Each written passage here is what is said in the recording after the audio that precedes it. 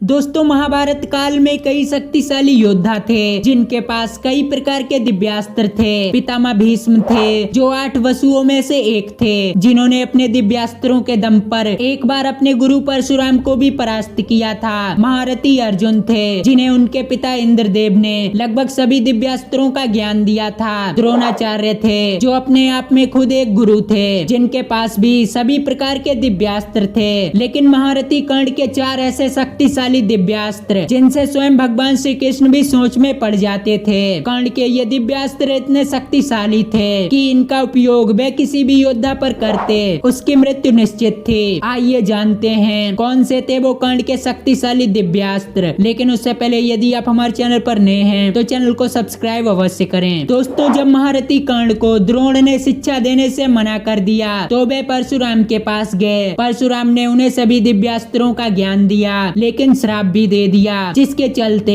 वे अंतिम युद्ध में अपने दिव्यास्त्रों का ज्ञान भूल जाते हैं और इसी का फायदा उठाकर अर्जुन कर्ण को मार देते हैं। यदि कर्ण चाहते तो वे भी अर्जुन को मार सकते थे, लेकिन भगवान श्री कृष्ण ने हर बार अर्जुन की जान बचाई। कर्ण के शक्तिशाली दिव्यास्त्रों में सबसे पहले आता है इंद्रदेव द्वारा दिया गया महाशक्तिशाली बाष्पी अस्त्र। जब इंद्रदेव ने कर्ण के छल से कवच कुंडल प्राप्त किए तो उन्होंने कर्ण को अपना बाष्पी अस्त्र दिया। ये अस्त्र इतना शक्तिशाली था कि इसका उपयोग किसी भी योद्धा पर किया जाता उसकी मृत्यु निश्चित थी। महारथी कर्ण इस अस्त्र का उपयोग अर्जुन पर करना चाहते थे, लेकिन जब घटोत्कच मैदान में आया और वे कौरवों का संहार करने लगा, जिसके चलते कर्ण को अपना वह अस्त्र घटोत्कच पर चलाना पड़ा, जिससे घटोत्कच की मृत्यु हो गई। इसके बाद आता है महारथी कर्ण का संभव अस्त्र। दोस्तों, संभव अस्त्र भगवान शिव के पास उनके पाशुपतास्त्र के बाद उनका दूसरा सबसे विध्वंसकारी अस्त्र है। इसके उपयोग से पल भर में पूरी दुनिया का विनाश किया जा सकता है, लेकिन महारथी कर्ण ने कभी भी युद्ध के दौरान इस अस्त्र का उपयोग नहीं किया, क्योंकि इसके उपयोग से